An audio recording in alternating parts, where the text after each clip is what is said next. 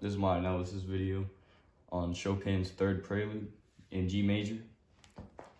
I just did an analysis video on a second Prelude, and I'm kind of falling behind in my video uploading, so I'm just doing my best right now. All right, so this piece is extremely difficult. It's a lot harder than it sounds. If you look at Kidson play it, he makes it sound like it's a walk in the park. It's actually not. It takes a lot more thought than you might think.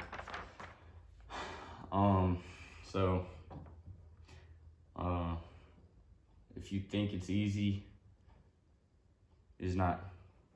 So I'm gonna go ahead and play the first 5 measures. This is gonna introduce 2 themes. I'll play it at a slower tempo because I'm not very warmed up, but I'll get the general point.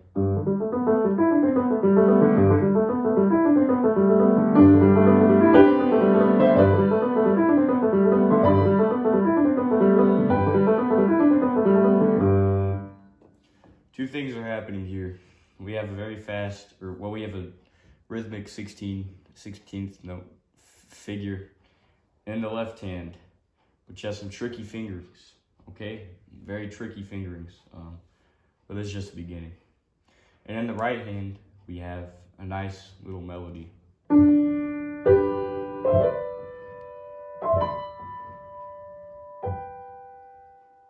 Just kind of break the ice from what's going on in the left hand.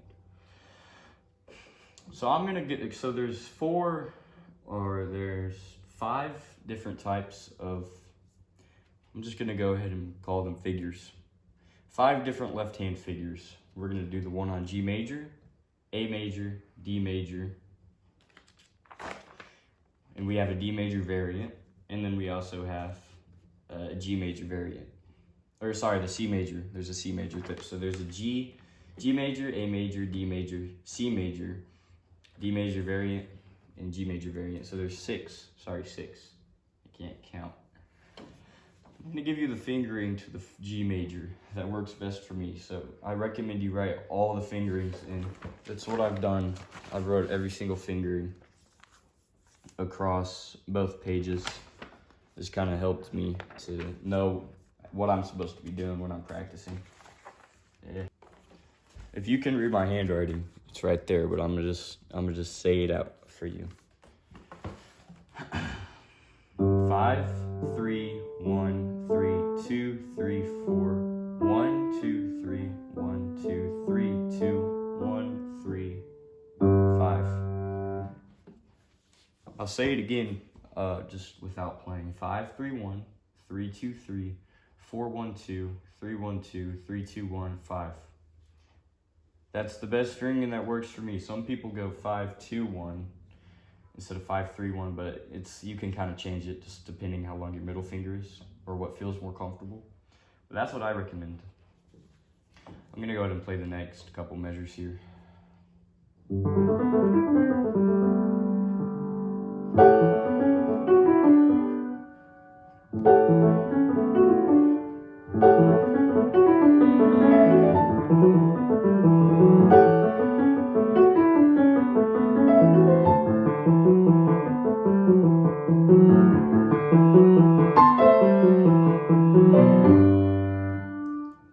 So we have a little new introduction here into the A major key, which is 7th, maybe, major 7th. And this is your hardest fingering you're gonna get, because you have to go like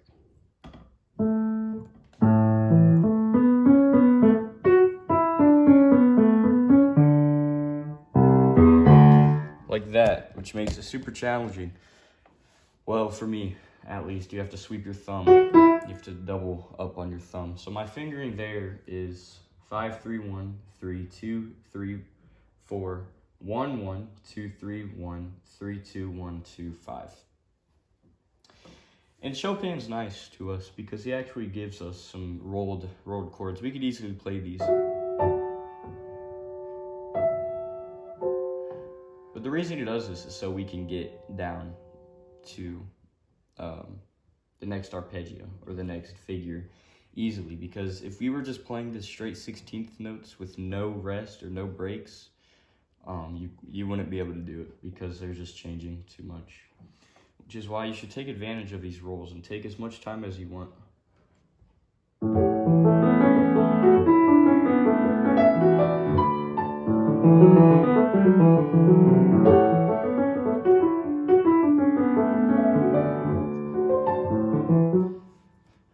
Which allows us to have a little bit more confidence when we're playing.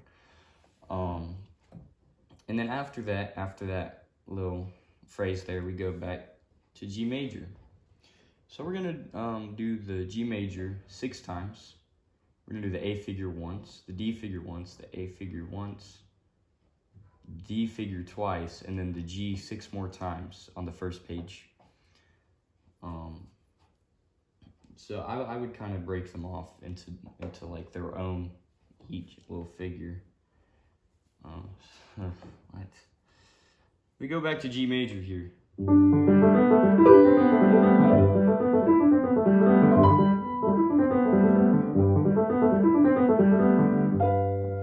Something's happening here at measure 16. A little tritone action.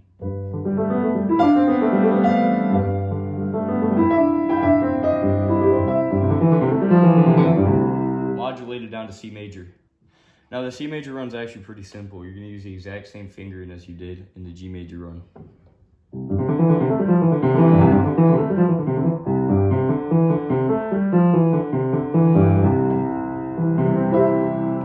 You're going to stay there for 4 times, but you're going to do a little variant on the C.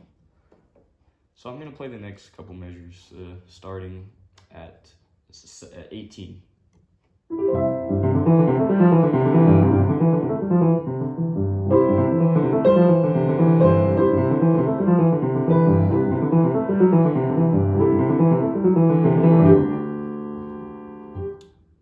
So we have some weird things going on here, and after you've played the C 4 times,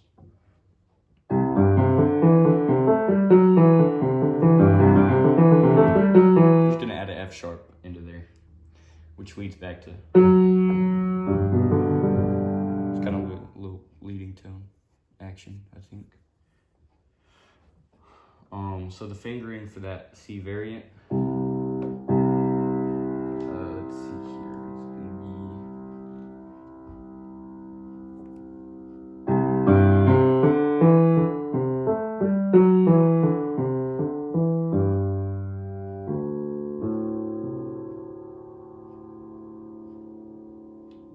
it's gonna be, sorry,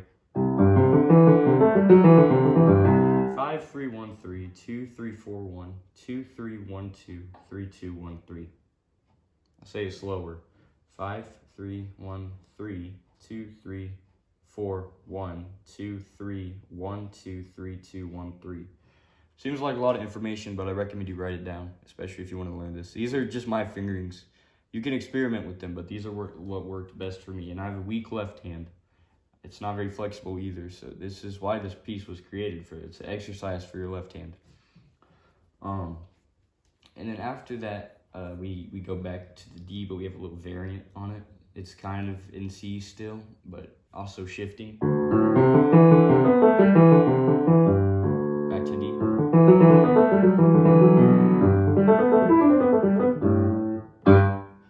To G again. So I'll give you the fingering for that D variant now. 5 3 1 3 2 3 4 1 2 3 1 2 3 2 1 2. You're not going to play an F sharp in that, which is why I still say it's on like a C, but I'll just say the D variant for now. And then you go back to the actual D. And the fingering for D is going to be 5 3 1 3 2 3 4 5 4 3 2 1 3 2 3 4. Yes. So I'm going to go ahead and start from measure 20, the C, all the way to the end.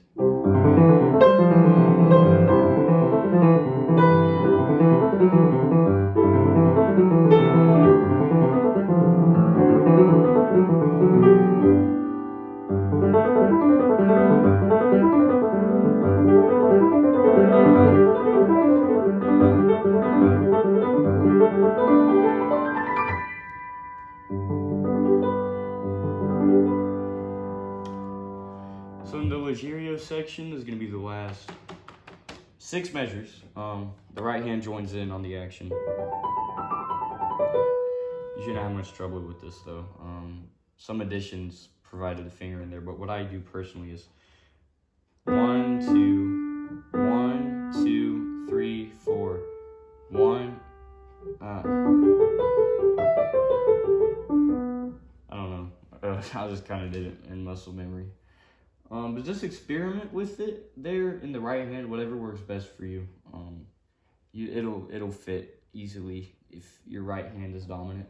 If your left hand is dominant, you have an advantage in this piece because this is crazy. I just can't. For some reason, I just can't do it very well, very cleanly. And then we just roll your G chord. Now for pedaling and phrasing, I recommend listening to a lot of people play it. I know the Chopin competition 2015, they had to play this, so I recommend listening to like Xiong Cho or Kissin, I already recommended, or Martha Argerich. They all play it really well, and they phrase it all differently each. So I recommend listening to some of them and figure out how they do it. And then kind of plagiarizing or doing it yourself. So yeah, so how to practice? You need to practice this piece if you want to play it fast, because the end goal is to play it in vivace tempo, which is right before presto. It's going to be... And it's in cut time, so it's pretty fast. Yeah. So when you're practicing, I obviously recommend learning hands separately. Don't put the hands together. Just don't do it until you've mastered the left hand pretty much. Which might take a little bit depending how advanced you are, because it's very challenging. It looks like deceiving almost. So I recommend putting it into a dotted rhythm so you can kind of still be confident, but you can also play it at a decent tempo. So I recommend.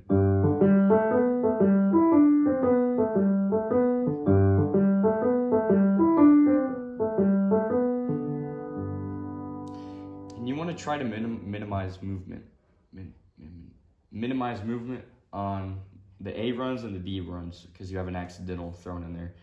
I see a lot of people. They want to put their elbow out and everything, and sometimes you might have to, just depending the structure of your hand and how it fits in your hand. But I recommend using your wrist. If anything, you want to do like a little motion.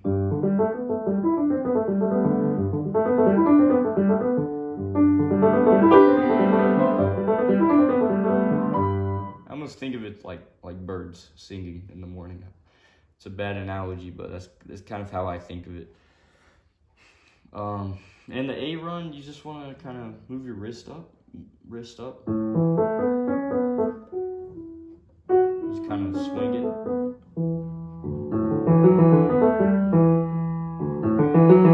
And the D run, you're gonna have to get some power behind your 4th finger. That's a weak finger.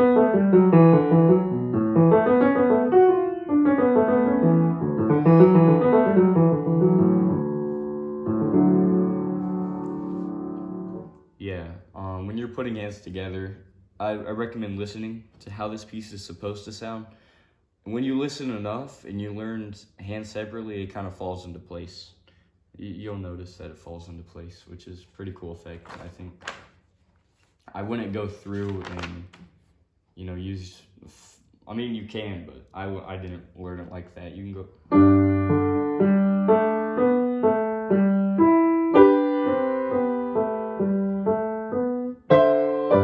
Some people do, but that just doesn't work well for me.